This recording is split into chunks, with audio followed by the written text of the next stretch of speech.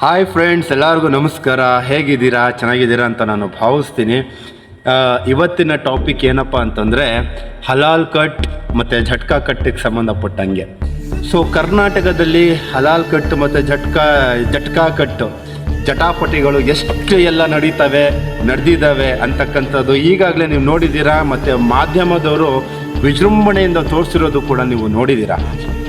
ನಮ್ಮ ಏನಕ್ಕೆ ನಡೀತು ಇವೆಲ್ಲ ಅಂತಂದರೆ, ನಮ್ಮ ಮುಖ್ಯಮಂತ್ರಿಗಳಾದಂತಹ ಯೋಗಿ ಆದಿತ್ಯನಾಥ್ ಸಾಹೇಬ್ರು ಅವರು ಒಂದು ಸ್ಟೇಟ್ಮೆಂಟ್ ಕೊಡ್ತಾರೆ. ಏನಪ್ಪ ಅಂತಂದರೆ, ಹಲಾಲ್ ಕಟ್ ಅಥವಾ ಹಲಾಲಿಗೆ ಸಂಬಂಧಪಟ್ಟಿರೋ ವಸ್ತುಗಳು ನಮ್ಮ ಹಿಂದೂಗಳಾದಂತಹ ಯಾರು ಅದನ್ನು ಉಪಯೋಗಿಸ್ಬಾರ್ದು ಅಂತಕ್ಕಂಥದ್ದು ಒಂದು ಸ್ಟೇಟ್ಮೆಂಟನ್ನು ಕೊಡ್ತಾರೆ. ಅಲ್ಲಿಂದ ಸ್ಟಾರ್ಟ್ ಆಗುತ್ತೆ ಚಳುವಳಿ, ಹೋರಾಟಗಳು ಪ್ರತಿಯೊಂದೂ ನಡ್ಕೊಂಡ್ಬರುತ್ತೆ.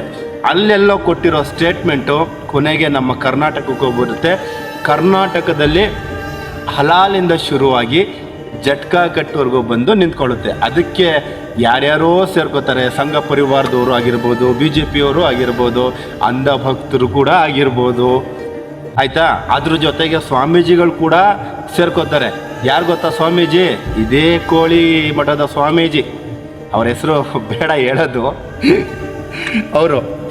ಸೊ ಅವತ್ತು ಯೋಗಿ ಆದಿತ್ಯನಾಥ್ ಸಾಹೇಬರು ಹಲಾಲ್ ವಸ್ತುಗಳಿಗೆ ಸಂಬಂಧಪಟ್ಟಿರೋ ಹಾಗೆ ಯಾವುದನ್ನು ಉಪಯೋಗಿಸ್ಬಾರ್ದು ಅಂತಕ್ಕಂಥದ್ದು ಒಂದು ಸ್ಟೇಟ್ಮೆಂಟ್ ಕೊಟ್ಟಿರ್ತಾರೆ.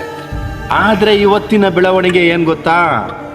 ನಮ್ಮ ಪ್ರಧಾನಮಂತ್ರಿಗಳಾದಂತಹ ನರೇಂದ್ರ ಮೋದಿ ಸಾಹೇಬ್ರು ಅವರು ಕೇಂದ್ರ ಸರ್ಕಾರಕ್ಕೆ ಸಂಬಂಧಪಟ್ಟಿರೋ ಒಬ್ಬ ವ್ಯಕ್ತಿನ ಕಳಿಸಿ, ಅಬ್ರಾಡಿಗೆ ಕಳಿಸಿ ಅಥವಾ ದುಬೈಗೆ ಕಳಿಸಿ, ಅಲ್ಲಿಂದ ಹಲಾಲ್ ಸರ್ಟಿಫಿಕೇಟ್ ತರಿಸ್ಕೋತಾರೆ. ಏನಕ್ಕೆ ಗೊತ್ತಾ? ಯಾಕಂದರೆ ನಮ್ಮ ಇಂಡಿಯಾದಿಂದ ಬೀಫ್ ಎಕ್ಸ್ಪೋರ್ಟ್ ಆಗಬೇಕಲ್ಲಪ್ಪ, ಹಲಾಲ್ ಸರ್ಟಿಫಿಕೇಟ್ ಕೇಳ್ತಾರಲ್ಲ, ಹಂಗಾಗಿ. ಸೊ ಆ ಸರ್ಟಿಫಿಕೇಟು ನನಗೂ ಬಂದಿದೆ, ನಾನು ನಿಮಗೆ ಹಾಕ್ತೀನಿ, ನೋಡಿ ಎಂಜಾಯ್ ಮಾಡಿ.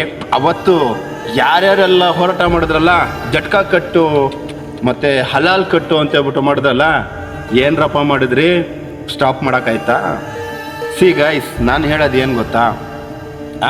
ಈ ಹಲಾಲ್ ಕಟ್ಟು, ಈ ಝಟ್ಕಾ ಕಟ್ಟು, ಈ ಮುಸ್ಲಿಮು, ಈ ಹಿಂದೂ ಎಲ್ಲ ಬೋಗಸ್ರಿ, ಸರಿನಾ?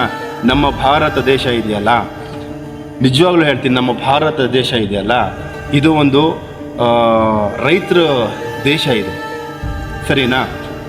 ಬಡವರಿರುವಂತಹ ನಮ್ಮ ಭಾರತ ದೇಶ ಬದಲಾವಣೆ ಆಗಬೇಕು, ಇಲ್ಲ ಅಂತಲ್ಲ. ಹಾಗಂತ ದುಡ್ಕೊಂಡು ತಿನ್ನೋರನ್ನ ಹೋಗಿ ನೀವು ಅದನ್ನು ಮಾಡ್ತೀವಿ ಇದನ್ನು ಮಾಡ್ತೀವಿ ಅಂತ ಏನೇನೇನೋ ನಿಮ್ಮ ರಾಜಕೀಯ ಬೇಳೆ ಬೇಯಿಸ್ಕೊಳ್ಳೋಕ್ಕೆ ಹೋಗಿ ಏನೇನೆಲ್ಲ ಮಾಡಿಟ್ಬಿಟ್ಟಿದ್ದೀರಾ ಈ 14-15 ವರ್ಷದಲ್ಲಿ. ಸೊ